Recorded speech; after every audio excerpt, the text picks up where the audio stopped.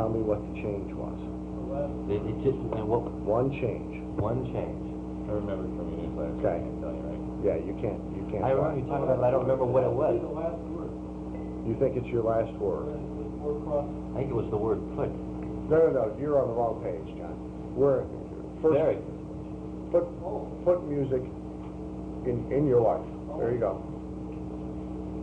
It was one word. One change. One change, like a letter change. It was actually a letter change, as a matter of fact. I think they made it. Maybe I remember. like the wife or something. No, I think I remember now. One. The old headline was "Put music in your life." The accidental change was "Puts music in your life." Put. Added an S to the word "put." Now, once you've done it, if you understand human behavior, you get it immediately. The old way implies work. The new way implies that it's done for you. And that's how sensitive what we do is. That you can fool around and change, not just even one word, almost triple. Not just one word, but one letter can make, obviously, the difference between profit and loss, small profits, huge profits.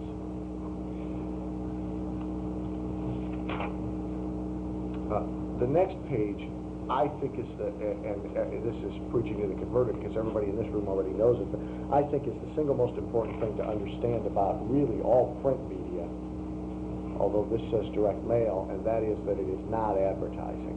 It is what Halbert coined, I think, as salesmanship in print. And when people approach it from five or less questions and making a purchase in the same phone call. What's the understand? $1,600, $1,700 per system, and the average customer will buy 10 to 20 packages because they got fleets. They're not buying for a single drop. Yeah.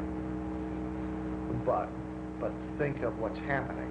First of all, the lead generation's changed, so we get the decision maker in the first place. Yeah. We have a more interested decision maker because he had to read all that copy to respond. Now he gets a 16-page sales letter that he's got to wade through. And he has to... Do you count on him reading 16 pages? Or not necessarily. He can skim it if he wants to, and we'll talk about that a little bit later. But my sense of the customer is that most of them are reading every word. Yeah. I can tell you, like in the U.S. Gold case, the package that goes out to them is a 16-page sales letter. And we handle all those calls internally at the company. So there's a place where I can get real data, because I got 5 women, and you can go bribe them all to ask some questions today and get some results instead of like dealing with Matrix. And those customers will refer to things throughout the letter or ask questions that clearly indicate they have read that entire piece. And these are blue-collar Kmart shopper and mom-and-poppers. This is Al Bundy buying. And yet they've read 16 pages because they'll say something that they would only know if they had read page 8. You know? So, yeah, I believe the interested person reads it. And so we've inverted that company's entire marketing process. Their salespeople are God knows how much more productive because they're not playing chase the decision maker on the phone anymore. They're on the phone with the decision maker.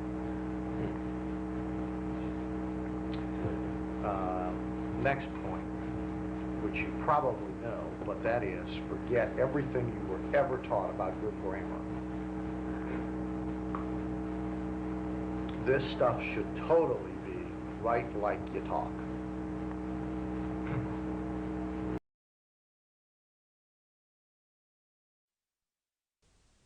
That's in it to what's there now. Very painful process.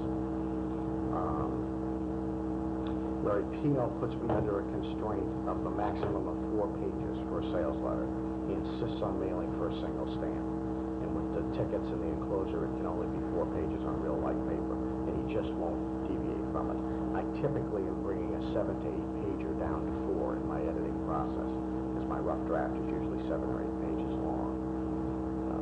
But I'll do that as the last thing I do. Another thing I will do, another editing technique I'll use is reading it out loud.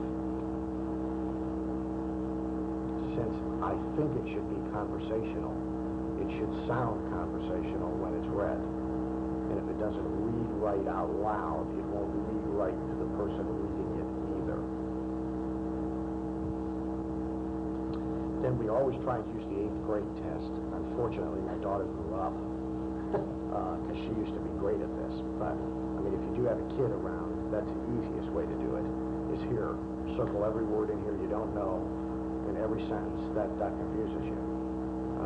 And then have the kid read it out loud, and every place they stumble or get confused, it all has to be fixed. If you don't have access to a kid, it gets a little tougher, but the standard is like 8th grade level of comprehension. Now, everybody's immediately going to say, not my market. My customer's smarter than that. Huh? I know mine's not. Okay. Even if you think they are, it is better not to talk down to them, but to be at a simpler level than to risk being at a more complicated level. I will fight not to edit out anything that adds to rapport, to the relationship with the customer, to us being in sync mentally and emotionally. Anything that does not add to that, I'm willing to strike.